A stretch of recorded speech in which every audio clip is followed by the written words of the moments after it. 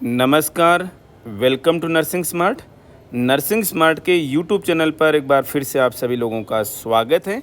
हम यहाँ डिस्कस करेंगे government medical college and hospital sector 32 Chandigarh, जिसे जीएमसीएच के नाम से जानते हैं। उसमें नर्सिंग ऑफिसर्स की पोस्ट हैं टेम्परेरी बेसिस पर, लेकिन आप इनको रेगुलर पोस्ट मान करके चलिए। इनकी जो वैकेंसी आज की डेट में आई है उसके बारे में हम डिटेल में डिस्कस करने वाले हैं। तो चलिए शुरू करते हैं। आप देख सकते हैं government medical college and hospital की वेबसाइट पर हैं। वैकेंसीज के सेक्शन में जाइए, यहाँ पर लिखा है online applications are invited for the post of nursing officers on temporary basis but likely to be continue in government medical college and hospital Chandigarh. आप इस पर क्लिक करेंगे तो ये आपको इसके एक नए पेज पर लेकर के जाएगा। आप देख सकते हैं ये ले आए आपको एक नए पेज पर, जिसमें जॉब डॉक्यूमेंट दे रखा है आपको यहाँ पर पीडीएफ फॉर्मेट में। और ये पब्लिक नोटिस हैं जीएमसीएच सेक्टर 32 चंडीगढ़ के लिए। तो हम इसके बारे में डिटेल में स्टडी करेंगे। डिटेल में यहाँ पर देखेंगे कि क्या है इस नोटिफिकेशन में। ये आप देख सकते हैं government medical college and hospital Chandigarh के medical education and research department का पब्लिक नोटिस, जिसकी लास्ट डेट है 27 दिसंबर 2021। एप्लीकेशंस कैसे इनवाइट की गई हैं नर्सिंग ऑफिसर की पोस्ट के लिए? मोड है ऑनलाइन। किसके लिए है पोस्ट? ये सारी पोस्ट जीएमसीएच सेक्टर 32 चंडीगढ़ के लिए टेम्पररी हैं, लेकिन रेगुलर ही रहेंगी। नंबर ऑफ वैकेंसीज कितनी हैं? Unreserved 64, SC 20, OBC 31, EWS 16, handicapped के लिए 1 लेग 2। ये किसका सेक्शन आ गया दोस्तों? एक्स सर्विसमैन का। अनरिजर्व्ड के लिए 9, SC 5, OBC 15 और टोटल 162 पोस्ट हैं। डिटेल में क्या टर्म्स कंडीशंस हैं, क्या एलिजिबिलिटी है, क्या एक्सपीरियंस है, इसका हम यहाँ पर डिस्कस करने वाले हैं। यही वैकेंसीज का डिस्क्रिप्शन है। अब देखिए इनकी पेमेंट क्या है। 7th CPC के हिसाब से इन्हें कंसोलिडेटेड पेमेंट मिलेगी 29,200 रुपये। यहाँ पर दूसरा बड़ा कंसर्न जो है वो पे को लेकर के है। तो यहाँ पे जो है वो कंसोलिडेटेड पे रहेगी। कितनी रहेगी? 29,200 रुपये रहेगी। क्या इसमें कोई अलाउंसेज इंक्लूड रहेंगे? 99% कोई अलाउंस इसमें इंक्लूडेड नहीं है। ये कंसोलिडेटेड पेमेंट का मतलब यही होता है एक मुश्त जो राशि है वो आपको मिलेगी। 3 साल तक यही मिलेगी। 3 साल ये आपका प्रोबेशन पीरियड है। 3 साल के बाद में गवर्नमेंट आपको रेगुलर सर्विसेज में एब्जॉर्ब कर लेगी। तो आगे क्या होगा कि आपकी सर्विस काउंट होगी? जी, आपकी सर्विस काउंट नहीं होगी। ये आपकी सर्विस जो है वो जीरो में चली गई। आपकी सर्विस जब आप रेगुलराइज होंगे और 100% रेगुलराइज होंगे, ये मान करके चलिए। इन्होंने लिखा है ऑलरेडी टेम्परेरी पोस्ट है, लेकिन लाइकली टू बी रेगुलराइज, तो 100% रेगुलर होंगे। इसमें वो भी नहीं है, 1-आधा% भी है। 3 साल के प्रोबेशन पीरियड के बाद में इन्हें रेगुलर सर्विसेज में एब्जॉर्ब कर लिया जाएगा। उसके बाद में पेमेंट क्या रहेगी?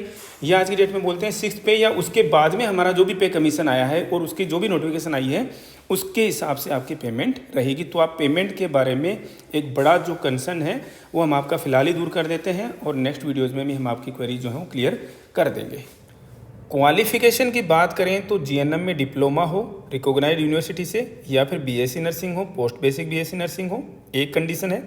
सेकंड कंडीशन में आरएनआरएम का रजिस्ट्रेशन होना चाहिए किसी भी स्टेट नर्सिंग काउंसिल के साथ में। और तीसरा, आईसीटी स्किल कोर्स एसेंशियली ज़रूरी है यहाँ पर, और हम बताएंगे यहाँ पर कि आईसीटी का स्किल कोर्स जो है वो क्या चीज़ है। आप किसी भी गवर्नमेंट रिकॉग्नाइज्ड इंस्टीट्यूट से जो 80 आवर्स का कंप्यूटर कोर्स है आईसीटी स्किल का, वो आपको उसका सर्टिफिकेट जो है वो सबमिट करना होगा। आईसीटी स्किल जो कोर्स है वो आप किसी ISO 9001 सर्टिफाइड कंपनी के इंस्टीट्यूट से भी सबमिट कर सकते हैं, या फिर जो गवर्नमेंट ऑफ इंडिया का department of electronics accreditation of computer course है उसके द्वारा रिकॉग्नाइज्ड कोर्स होना चाहिए। ये इंस्टीट्यूट्स के नाम दे रखे हैं यहाँ पर। अगर जिस किसी कैंडिडेट के पास में कोई सर्टिफिकेट कोर्स है, डिप्लोमा है, बैचलर डिग्री है, मास्टर्स डिग्री है, किस में? कंप्यूटर कोर्स साइंस में, किसी भी रिकॉग्नाइज्ड यूनिवर्सिटी से या इंस्टीट्यूशन से, तो उन्हें इस आईसीटी स्किल कोर्स से एग्जेम्प्ट किया जाएगा, मतलब ज़रूरत नहीं है। कौन अप्लाई कर सकता है? इंडिया का सिटीजन होना चाहिए, नेपाल का सिटीजन भी हो सकता है, भूटान का सिटीजन भी हो सकता है, तिब्बतन रिफ्यूजी हो सकता है। प्रोबेशन पीरियड जो है वो 3 साल का होगा पंजाब गवर्नमेंट के ऑर्डर के हिसाब से। और इस प्रोबेशन पीरियड के बाद में एम्प्लॉय को एब्जॉर्ब कर लिया जाएगा 6th पे कमीशन के हिसाब से, या फिर उसके बाद में जो भी नोटिफिकेशन इश्यू हुआ है गवर्नमेंट की तरफ से। पीरियड ऑफ प्रोबेशन जो है आपकी सर्विस में काउंट नहीं होगा। आप न्यू पेंशन स्कीम जो है, कंट्रीब्यूटरी पेंशन स्कीम जो है, उसके अंदर कवर किए जाएंगे।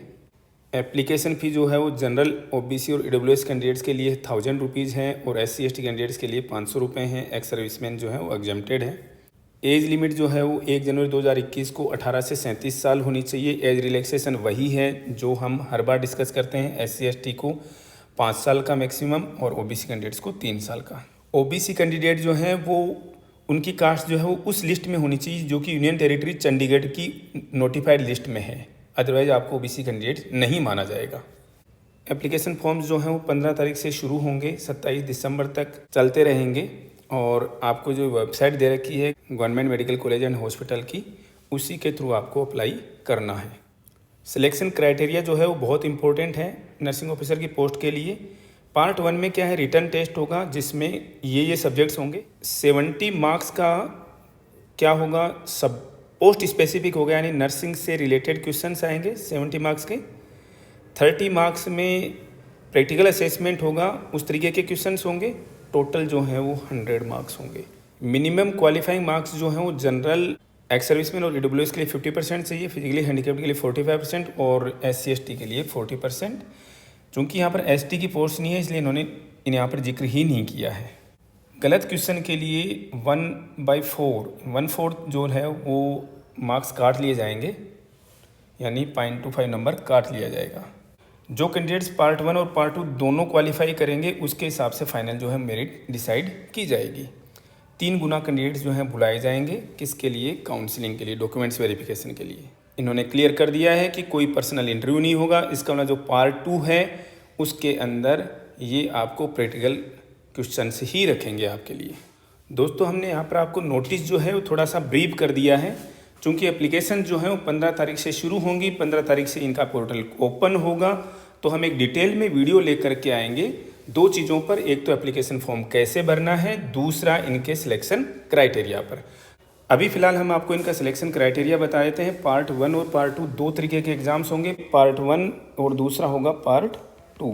पार्ट 1 जो है वो 70 मार्क्स के क्वेश्चन आएंगे। पार्ट 2 के अंदर जो है 30 मार्क्स के क्वेश्चन होंगे। पार्ट 1 के जो क्वेश्चंस पूछे जाएंगे उसके अंदर टोटल जो क्वेश्चंस हैं वो नर्सिंग को लेकर के होंगे।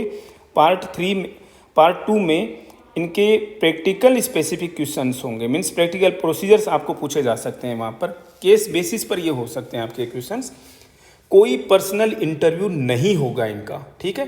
पार्ट 1 और पार्ट 2 दोनों मार्क्स को मिला करके क्वालिफिकेशन मार्क्स जो हैं वो आपकी मेरिट को डिसाइड करेगी और फिर 3 गुना कैंडिडेट्स जो हैं आपको बुलाए जाएंगे। कोई पर्सनल इंटरव्यू नहीं होगा। गलत क्वेश्चन के लिए आपके 0.25 मार्क्स जो हैं वो काट लिए जाएंगे। इसके लिए हम डिटेल्ड वीडियो 15 तारीख को जैसे ही ऑनलाइन पोर्टल एप्लीकेशन का खुलेगा, हम आपको स्टेप बाय स्टेप फॉर्म कैसे फिल करना है वो हम आपके साथ में डिस्कस करेंगे। वीडियो में इतना ही, मिलते हैं नेक्स्ट अपडेट के साथ। Thank you, thanks a lot for watching video.